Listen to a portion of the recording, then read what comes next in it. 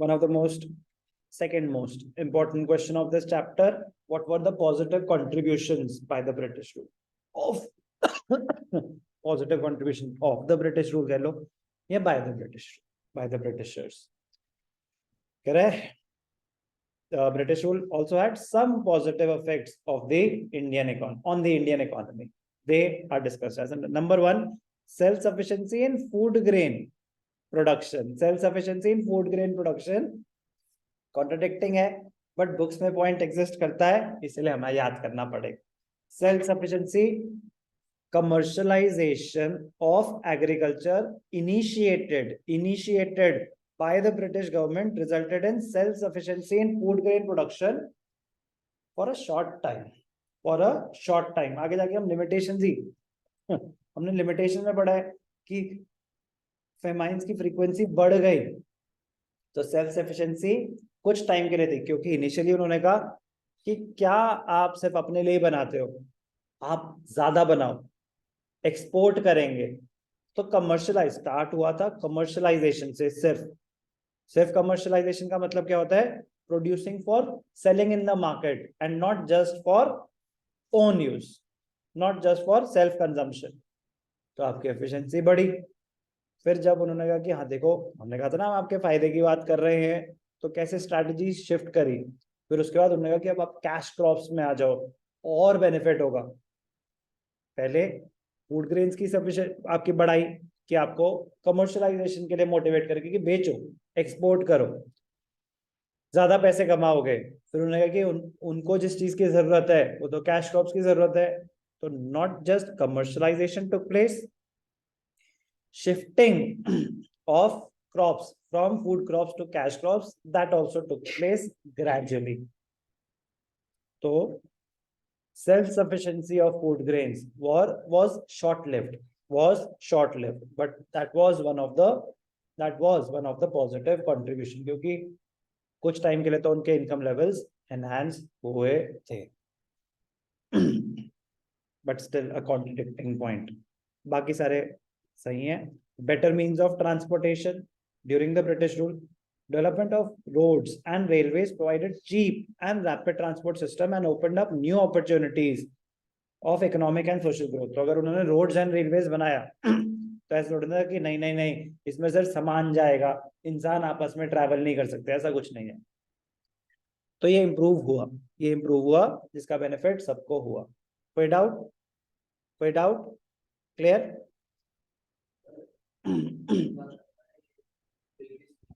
कहां तक सुना है? सुन रहा हूं सर, बोलिए. मतलब वर्ल्ड वॉर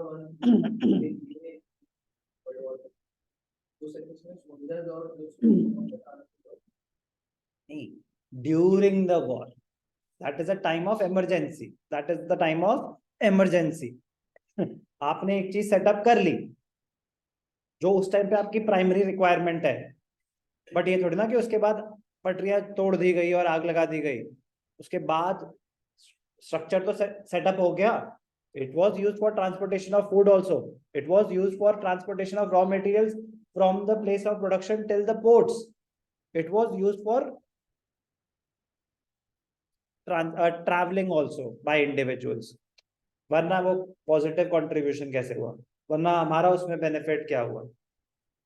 आपके ट्रेड के लिए भी तो आपको बेनिफिशियल है कि with in the domestic country आपको एक जगह से दूसरी जगह जाना है, रेलवे से जाइए, आप ट्रेड कीजिए. सेटअप अपने बेनिफिट के लिए किया था, बेनिफिट सबको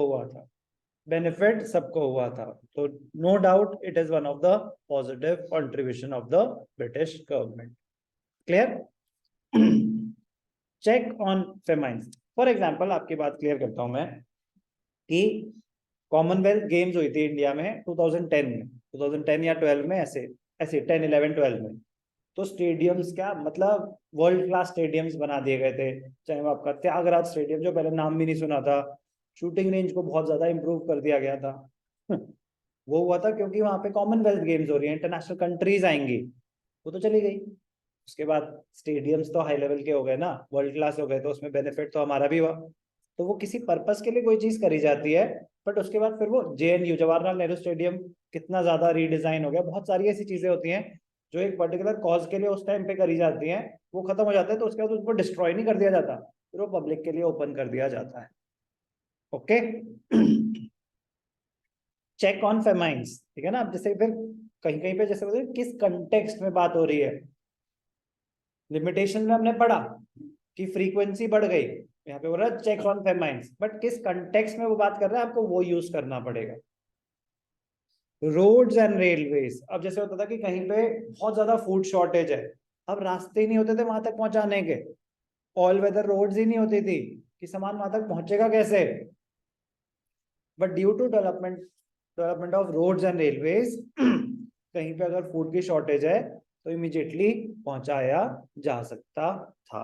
अब तो check on famines in that sense, but lack of food shortage की वजह से वो कमर्शलाइजेशन का ड्रॉबैक था कि फूड प्रोडक्शन कम हुई तो उसकी वजह से फ्रीक्वेंसी ऑफ फेमाइंस बढ़ गई। तो अगर यहाँ चेक ऑन फेमाइंस है तो वो किस कंटेक्स्ट में, development of infrastructure.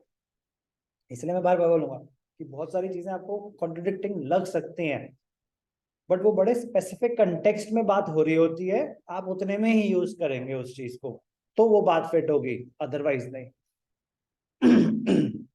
Roads and railways worked as a great check on the occurrence and impact of famines as food supplies could be transported to the affected areas. और जब खाना ही नहीं होगा तो रोड और रेलवेज भी क्या कर लेंगे। तो they helped in the check of famines, but only when food was available in some part of the country. तो वहां से वहां ट्रांसपोर्ट किया जा सकता है। Shift to monetary economy, again shifting from producing for just self consumption to the purpose of selling in the market. तो monetary, पैसा कमाने के लिए उनको मोटिवेट किया गया लोगों को।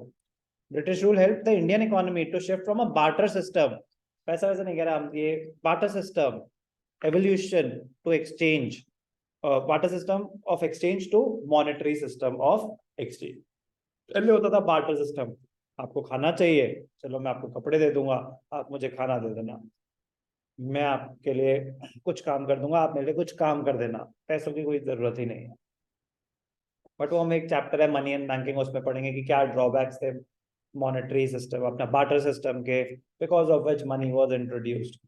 बहुत अलग चीज है, but still British government helped in the development of the monetary system, shifting of monetary, shifting of the economy from barter to monetary. इनका भी रोल था, नॉट जस्ट कि पहले ही ट्रांजिशन शुरू हो चुका था, पहले ही ट्रांजिशन शुरू हो चुका था, बट इन्होंने उसको और ज्यादा प्रमोट किया, किसको, मॉनेटरी इकोनॉमी। मोस्ट इंपॉर्टेंट देखो, मोस्ट इंपॉर्टेंट अगर कि क्या है, ये दोनों है, बेटर मीन्स ऑफ ट्रांसपोर्टेशन और इफेक्टिव एडमिनिस्ट्रेशन सेटअप, जो कि आज तक यूज होता है, आज तक यूज होता है। जैसे मैंने बताया ना, काफी सारे लॉज हैं जो हमारे ब्रिटिशर्स के अडॉप्टेड हैं, आज भी हम यूज करते हैं। एडमिनिस्ट्रेटिव सेटअप, पार्लियामेंट्री सिस्टम, बहुत सारी चीजें हैं जो हमारी अडॉप्टेड है फ्रॉम द ब्रिटिशर्स, बहुत सारी चीजें। Effective administrative setup, the British government had an efficient administration system which served as a ready reckoner.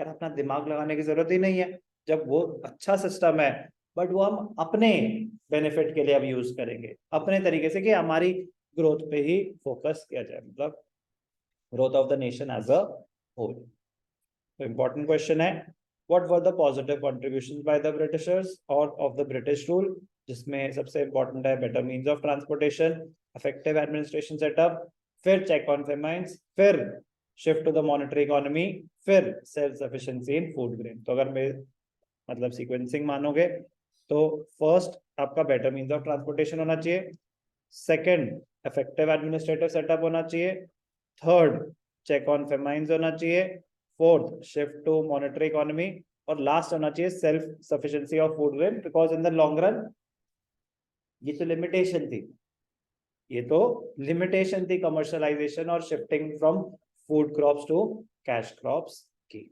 Important question है, ध्यान से करें।